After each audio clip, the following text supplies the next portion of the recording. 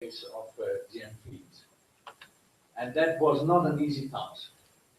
And as you have heard this morning, there are very many aspects to look at. And one key issue in this area is what is the validity and the power of the models we could apply in order to get an idea of whether GM feeds those to animals a lifetime would create any possibilities of adverse effects. That is still an issue, especially important for people who work in the area of food and feed safety, because we are trying to balance what we can get from targeted animal models, especially laboratory animals, but also other types of models, to come to certain conclusions. If not, then we should consider post-market monitoring, if necessary. Now, I would like to hear from you later on that given the bulk of the data which have been collected from animal experiments, especially laboratory animals, is that enough to come to conclusions on safety issues, or do we need more? So that is what we are aiming at in this discussion, and in fact, that is also what the title of the afternoon session is: when and how should monitoring of feed-related risk to be implemented? So when and how? And I made an appointment with the people here at the hotel. We close the doors here, and I do not let you go before we get some good answers in that area. Maybe a difficult session in the afternoon. Now, as I said, the pre-market assessment gives you a lot of indications and useful data, and we will have more presented during the presentations of the panelists to show whether there may be areas where a post-market monitoring could be considered, both on the fact that maybe certain aspects have been not fully covered during the pre-market assessment, but also we have to talk, and the Commission hopefully is here, we have also to look in the area of reassurance of the data. That's, I think, for the general public, a very important issue. So it's not only scientific issues, but also is post-market monitoring helpful to reassure the consumer. Now, before we start our discussion, we'll have a number of presentations, and we are working on trying to get connections. California? Yes. Hello, Professor. Can you listen? Yes, I can hear. Hello. Sorry for this problem. We are just about to start. Just please tell me if you can listen to our audio system, okay? Harry, please. Hello, Professor. Hello? Yes, I hear you. Yeah, I'm Harry Carter. I'm chairing this session. I'm very sorry that we had to wake up you so early because what is it, your time, your local time is 5 or 5:30, something like that? That's right. I have coffee. Oh, you have coffee. Well, drink lots of coffee. And that coffee may not be good in that respect. So we are very happy at our session. And I have one question before you start. That's about your name. Van Elen. Is that of Dutch origin or Flemish or what? Yes, it's my husband's name. He's from a Dutch dairy farming family. Okay, blame it on your husband then. Huh? Yeah, I do that a lot. Good. Continue. Could we invite you to give your presentation now? Sure. So we'll test the technology here. So I think I have to take control, right?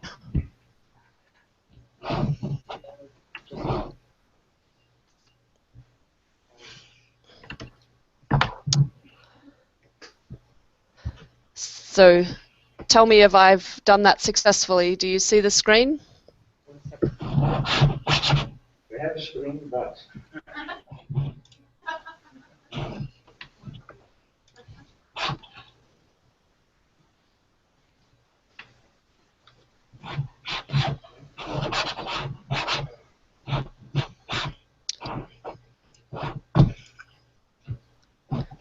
Do you see the screen, or is there something else I need to do?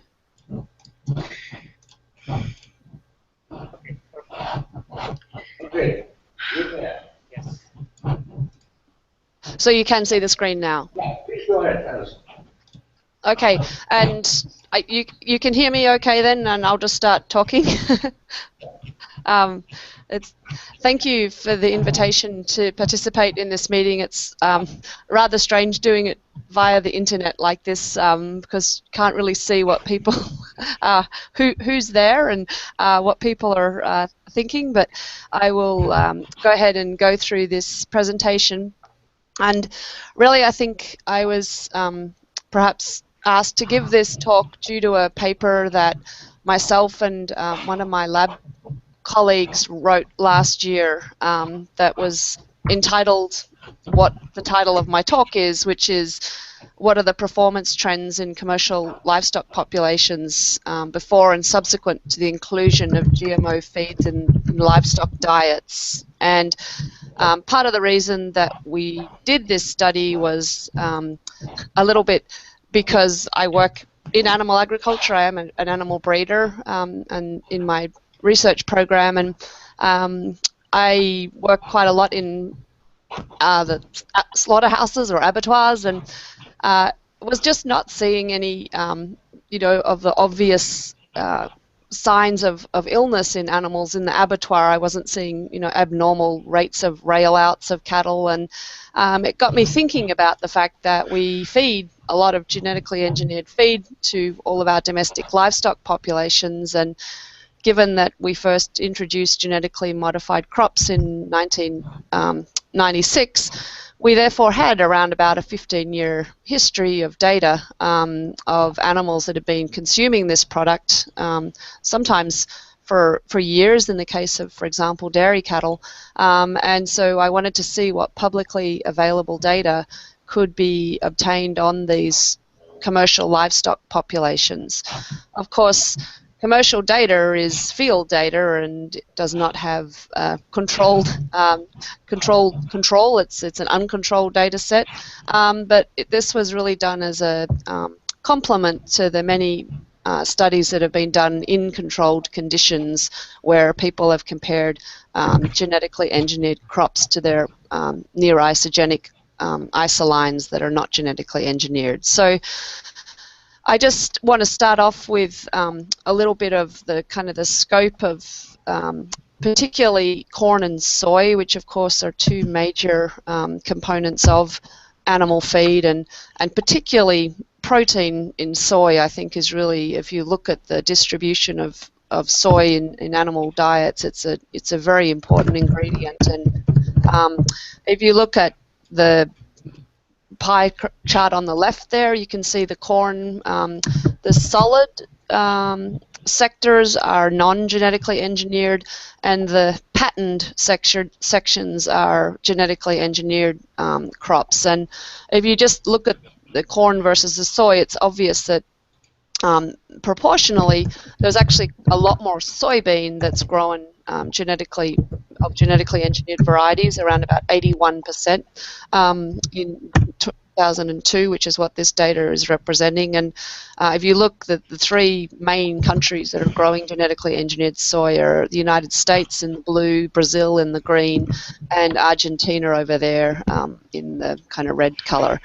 And also there's a little bit grown in Canada. And so with corn, it's actually the same three countries are kind of the predominant growers of genetically engineered corn. Also, there's also a little bit growing in South Africa, Canada, and Ukraine. And of course, no, not a little tiny bit there in the EU. You can see in that pale blue slice, there's a little tiny bit that's grown, I think, in 5 countries now in the EU. And as a result of that, if you look at corn production, imports, exports, and where it's fed by country, you can see the 3 major exporters of corn are Argentina, Brazil, and the United States. A lot of corn is eaten in plates, and so you can see that Europe produces about as much, just the same amount of corn as Brazil, but they're they're also importing corn. So in other words, not quite enough to satisfy needs, but there is a lot growing there, and consequently, the two major importers of corn are China and the European Union. And of course, a lot of this is coming from the three major exporters that grow genetically engineered corn, and not surprisingly, a lot of the corn that's imported is genetically engineered. A similar pattern can be seen for soybean, and this is just an example of whole soybean, and there's also an analogous picture for soybean meal. And again, the major producers are Argentina, Brazil, and the United States, and yes, that's true, and then the major producers, and then the major exporters are the same three countries. And you'll notice that there's very, very large imports in China. That's a very high graph there at 60 million or so tons. And also the European Union is importing some whole soybeans, and then is importing a lot of soybean meal also, so already crushed, whereas China tends to import whole soybean and then crush it themselves. So given that sort of prevalence, there's a lot of genetically engineered soybean being imported into livestock diets in both China and the European Union. And so it's likely that therefore a lot of the livestock populations in Europe are also consuming genetically engineered feed.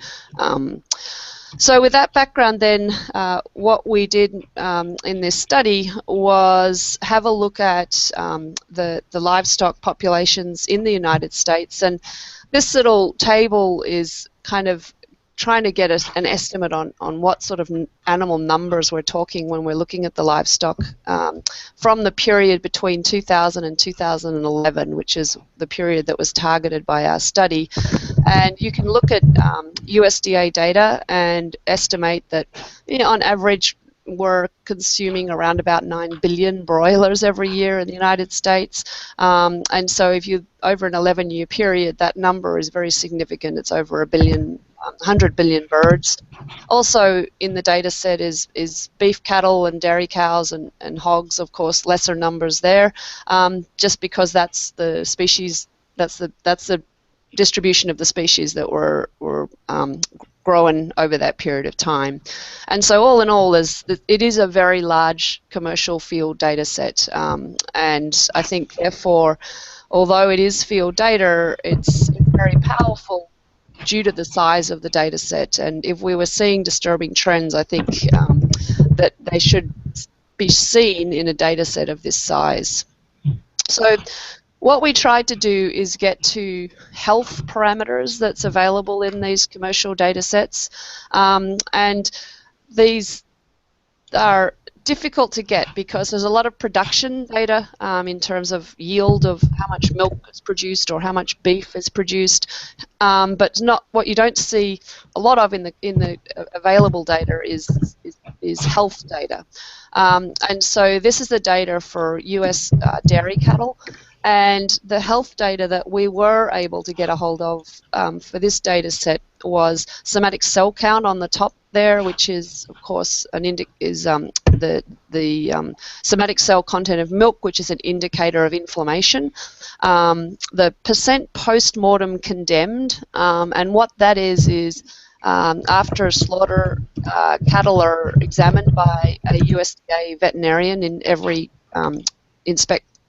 inspected slaughterhouse in the country, and if the carcass has signs of something that would make them unfit for human consumption, tumours for example, then they would be post-mortem condemned. And what you see there is that the slope of both of those health characteristics over time has been going in a downwards trend, and of course the big arrow there is indicative of when genetically engineered crops were first introduced. And I chose 2000 and 2011 because that's the time that you might expect fairly high levels of genetically engineered feed in the diets of these animals, and so I'm not suggesting that genetically engineered crops is causing these trends. I think what we were looking for is whether there was unexpected or perturbed trends that would suggest a worsening of animal health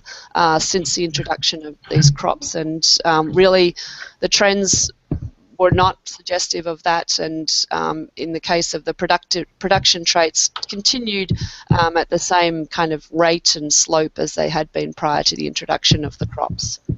I think the broiler data set shown here in this slide is perhaps the most powerful data set because there are so many birds consumed every year. So each dot on this graph is effectively a summary of the 9 billion animals that were raised during that particular year. And here there are 4 different health parameters.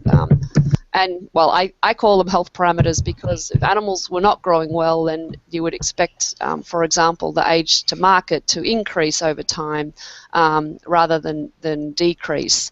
I didn't have data sets always available for the period prior to the introduction of genetically engineered crops, and so the 2 bars there with the slopes are basically the slope that was found in the 11-year period prior to the introduction of genetically engineered crops, and then that period subsequent to the introduction from 2000 to 2011.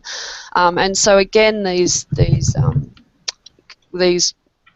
parameters or variables are not indicative of a worsening of animal health subsequent to the introduction of the genetically engineered crops. All of them would be expected to worsen if there was deleterious impacts of consuming the crops. The feed to gain ratio, if the animals were sick, for example, would be expected to increase. Of course, post-mortem condemned would increase if there was obvious lesions present in the animals. The mortality rates might be expected to increase if for some reason it was causing very severe effects, and the age to market would also be expected to increase as a result of illness. So these data sets were not suggesting that there was any unforeseen or deleterious trends occurring. I put this slide in. This is an unpublished data. It's quite hard for some reason to get a hold of the records on post-mortem condemned in the pigs. But I think pigs are really important because they are monogastrics, and some of the critics of this technology say that only monogastrics are an appropriate test model for looking at whether or not these crops have deleterious effects. And so you can see here, and I was not able to get the data prior to 2000, and so all of this data is subsequent to the introduction of genetically engineered crops. You can see the post-mortem condemnation rates and ante-mortem condemnation rates, again trending downwards over time. And I think it would be interesting, and I'm not sure what the availability is of this type of data in the EU, but to have a look and see what the trends are in your livestock populations. It's a matter of digging through data. I included this graph and the one following it because it is basically a summary of production traits. And I'm less... I think there's a lot more noise associated with production traits because there are many other factors that could contribute to trends in production traits. And as an animal breeder, I'm well aware of the fact that we change our breeding objectives based on maybe the inclusion of more health traits in our breeding objectives, which necessarily slows down progress towards production traits such as average weight. And so there's other things that can impact the slope of these lines. However, I think that it is, again, just looking at the data gives you some feel as to whether or not there has been a decrease in the overall productivity of the animals since the introduction of the crops in, again, 1996. And you don't see anything being significantly different with the exception of pigs, where the slope is slightly less subsequent to the introduction of genetically engineered crops, and broilers, where the slope is slightly more slightly faster subsequent. In other words, the rate of increase is more. And again, I think in pigs and broilers cases, that's more indicative of the breeders messing around with the selection objectives and other production parameters than anything to do with the feed associated with it. But I just put that in there to have a look at what it looks like in the US, and then here's data that's maybe relevant to your group there, and that is what the trends look like in the 4 different species at the EU. And again, everything's continuing in an upward trend at much the same slope. There's a little bit more noise in the European data. The dairy cattle slope is increasing more rapidly. They're getting producing milk. The rate of gain is faster, and similarly with beef cattle, and the pigs, you see a similar trend as what I well, actually, they're not increasing as fast, which is the same trend that we saw with the pigs in the US, and the broiler slope there, let me see if I got the right one, has changed a little bit too, but I think that's maybe due to breeding objectives. And so this data, I think, is interesting to look at, but it's a little more difficult to interpret due to the other confounding factors that can have an impact on this type of information. And so the last slide I've included in the slide deck is not intended to be a slide that we look at now, but I did want to provide the raw data for you, and so that's what's shown on that slide, which as an extension professional, it's not a slide I would ever put up in a meeting, but I did want to have the raw data available to you in case you were interested in having a look at what that looked like. And so with that, I will finish speaking and let the moderator take control of the screen here. Thank you very much, Alison, for your very clear presentation. I'm impressed by the amount of work, and I have a question on this data collection. This is from what? This is from slaughterhouses? Official records, state records? Yes, the post-mortem condemnation data is from slaughterhouses, and so all of animals in the United States have to be killed at a USDA certified slaughterhouse, and there has to be a attending veterinarian present that's paid by the USDA, and they keep the records. And so this is actually government data that's maintained by an independent third-party source. So it's not easy to kind of summarize all this data, but I do think it's pretty solid data because it is done by independent third parties. Yeah. Now you had also some data from Europe. Yes. And where did you collect them from? So if you look down the bottom, the EU data were from FAO Stat 6 and summarized from the 27 European countries. So again, that's just it was a matter of digging around in what was available publicly in the FAO Stat 6, and I would anticipate or suggest or think that there must be also health data available in the EU, but I think I'll leave that to a European to do the work of trying to find all of that, because I think that might require some local knowledge to get to it. Yeah, okay, good. Well, I presume that in Europe there are specialists in looking at also at the quality of the data. And there must be some kind of quality assurance of the data before you use them. Yeah, you mean, did I do quality assurance of the data? Well, yes, before they go in some kind of reporting system and database.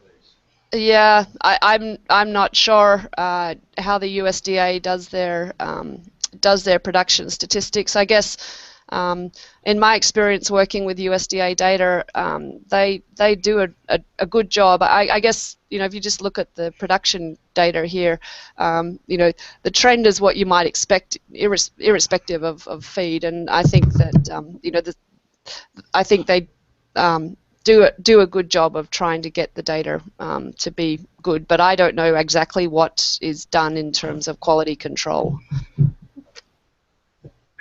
one last question from us. In all the parameters you have been looking at, is there must be a difference in sensitivity of the parameter you're looking at? I mean, growth probably is a very sensitive parameter for an animal when something is in terms of consumption. What about somatic cell counts? Is that a sensitive parameter to look at? Yeah, well, so those of you that are familiar with dairy production know that that's, is indicative of the health of the udder, and the somatic cell score is an indicator trait for mastitis, and so animals with infection of the udder or mastitis have high levels of somatic cell score. What confounds this data is the fact that us animal breeders have been including selection against mastitis, and so we've been using this as an indicator trait and selecting for animals that have lower levels of somatic cell score. And so this trend here is partly due to genetics and most likely also somewhat to environment, better management of the animals. So you do see high levels of somatic cell score when an animal has an active mastitis infection, and more generally it's a sign of inflammation, and there's been some suggestion by some that for some reason these crops cause immune responses and high levels of immune response. And so I guess that was one of the reasons we were interested in looking at somatic cell score, and also the fact that that data was available because it is collected, and that's again collected by the Dairy Herd Improvement Association recorders who go every month to herds and collect a sample of milk from each cow in that herd, and it goes to an independent third lab, and that's where that somatic cell data is coming from. So again, it's a third party collecting the data, and they're not collecting it for the purpose I used it for, and so I do think that this data is probably pretty representative of what's actually found in the field. Yeah. Okay, thank you. Any other questions from the audience to Alison?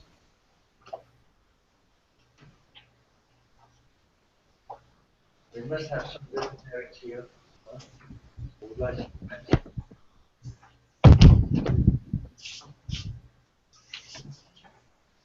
Yes. Yes, yes, it was a very nice presentation, and I wonder where there could be a sensitivity, and I have no specific question there, but the condemnation at slaughter, pre and post slaughter, because that could also be modified by the farmers, because if the animal was too lousy, they wouldn't send it to slaughter, they would destroy it. So could you give some comments if you have the same system during the period? So the post-mortem data that's shown here is cow data, and what's meant there is older animal data, because that's going to be all of the animals that go through the slaughterhouse, and so it's going to be both. It's going to be both old dairy cows that go through there, and that's of course going to be different breeds and different ages.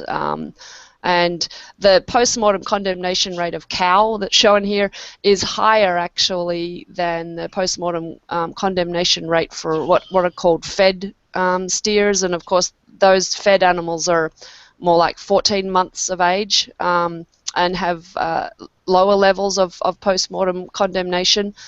So these are the data for kind of older, what would be expected to be dairy animals, where typically you're not killing them at a young age, and consequently there's always higher. The older an animal gets, the more likely you are to have a post-mortem condemnation, and so the rates for younger animals would be even lower than this. And so this is really dairy cows that we're looking at here.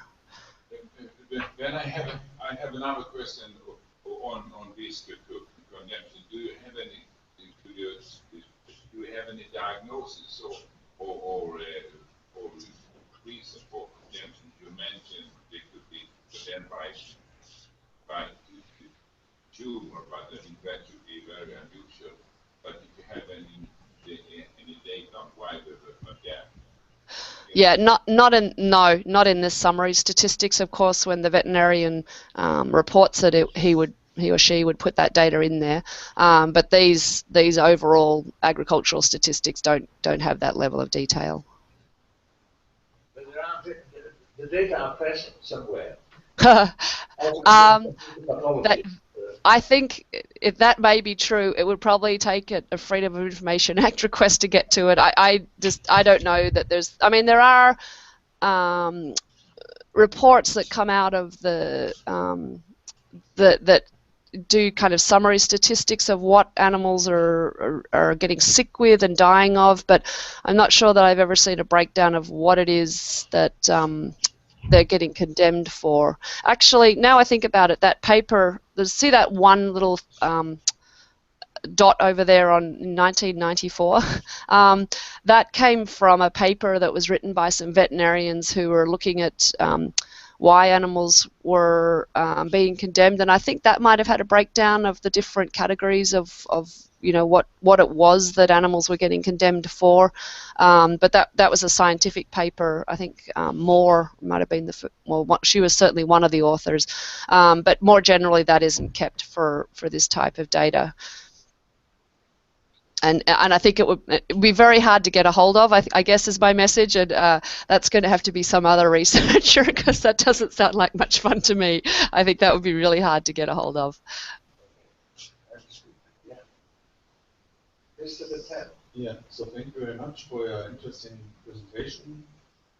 Can you identify yourself? Yeah, I'm from an NGO, Germany, this biotech, very critical on genetic engineering.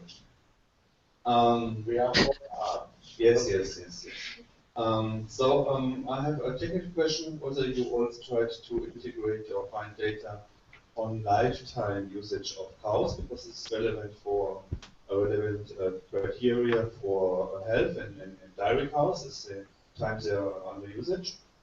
Whether you have this data, I think this data would be available in Germany or in Europe. And the second is more common. To me, it looks like, as you explained properly, that there are strong influences from genetics on these trends which we see now. So I would say the conclusion is that we have to get a better monitoring system for making some comparison between the same genetic background and fed with and without GMOs. And this kind of evaluation over long period of time with a strong genetic impact might be difficult to use in this context. Yeah, I hope I was clear at the beginning that as a scientist, I would much prefer a controlled study where we have the same breed, the same age, the same production system, with one variable being changed at a time. And field data do not comply with that. However, I think it would be difficult to find 100 billion animals for the control data set in this case. And I think it's the power of the data set is that there are such large numbers of animals involved. And so I think the type of study that you're suggesting needs to be done, that is a controlled study where everything is the only variable difference is the inclusion or not of genetically engineered feed, is exactly the type of studies that are summarized in the first part of this paper, which I did not address at all in this particular presentation, because it's the studies in the peer-reviewed literature that have been done by researchers throughout the globe, where they've done exactly that type of controlled study. And if you look at the paper, there's actually a summary of those studies, and there's two particularly good ones that were done in Europe, one on in Ireland, I believe they were pigs in Ireland, and I think it was Germany. There was a dairy study done where they did kind of more longer term studies in a very controlled situation where they were complying with the recommended protocols in terms of animal numbers and near isogenic lines. So they're really comparing apples and apples, and they did very sophisticated analyses, including metagenomics and very sophisticated analyses looking at whether there are any differences between the growth and product and health indicators, and it was quite an extensive data set, and they didn't see any differences between the two groups. I think your first question was longevity, and longevity is always a difficult question in livestock because we eat them, and so we don't have longevity studies on broilers, for example, because at 42 days they're off to the slaughterhouse. So the only one that really I think you can kind of get longevity on is animals like dairy or beef cattle, and of course in California, for example, the longevity of the average dairy cow is 2.5 lactations. And so although she's around for more than a year, she's not around very long, but that's due to the fact that the next generation of dairy cows is genetically superior to her, and it's always, the cost benefit ratio, or however you want to do that math, is such that it makes sense for them to always be bringing in, a large number of heifers every year, because those heifers are genetically superior to the dam, as is indicated by the graph I think that I showed of dairy cattle productivity. And so they're actually not letting those cows live out to their, natural end of their natural life, so to speak. And so the trend for that has been to be shortening over time. That trend started before the introduction of genetically engineered feed and is very much dependent on the management of a particular dairy as to what their average cull age is. And so I think that's a figure that has to be looked at carefully, because there's, again, many different confounding factors that could contribute to that average age at that a cow leaves the herd, and the reason that she leaves the herd, and most often the reason that she leaves the herd is that failure to conceive and get pregnant and have a calf the next year. And so I think fertility is the number one reason that dairy cows are culled in I think probably dairy systems globally. So I know if I look at the European, I think you guys tend to keep your cows for a longer period of time, and I don't think the 2.5 lactations is probably average for the EU, but it's partly dependent on, again, the production system. Yeah. Okay, thank you. Shortly. No. Yeah, very shortly. Very shortly. Given the time restriction, I'd like to go on. Alison, can you stay with us during the discussion? And Yes. If Christopher Tan has more questions, he can raise them Would during be a the direct discussion. direction. I would like to have a direct direction to her answer, if possible. Okay, Only short. Possible. Short. Very short, yeah. On the data on the longevity of dairy cows, I just wanted to raise the issue because there are other data that you did not introduce. For example, also animal welfare indications for poultry, which were increasing because just of the increased weight of the animals, which could give more depth to and more depth analysis to the data, and giving a wider range of criteria. I think this data might be available, so it's just a suggestion that you increase the criteria, number of criteria included. And to come back to the previous statement on the long-term study in Germany, I think it's a 25 months study on dairy cows. And the problem is, like, very generally, with the problem with the study you did previously, that the criteria used in the studies you can hardly compare to each other. And the standards are not so fixed. For example, this 25 months period of dairy cows done in Bavaria, if this is a study, was hardly also on discussion because of the criteria. So I think if we want to answer the question whether it has an impact on animal welfare, there are still a lot of answers to be assessed under real life conditions, and the real long-term comparison study is still to a large extent missing. Okay. We may want to come back later. Although we are focusing here on safety issues and not so much on animal welfare, but it is a valid point, so we could come back to that later. Thank you, Alison, and I'm happy you can stay with us during the discussions we will have after the presentations. Okay. Congratulations I think you wrote a fantastic good paper, which is very helpful also for this group. Thanks a lot. Thank you. Okay, next speaker of the panel is Oriol Ribot. No? Do I surprise you as the first speaker from here? No. So you are head of the unit of the PLAB panel. Senior scientific officer. Not the head. Okay. So good. You would like to illustrate the area where the PLAB panel is working on. And if at the end of your presentation you also could try to make some connections with the main purpose of this group, we will be very thankful. Okay, go ahead.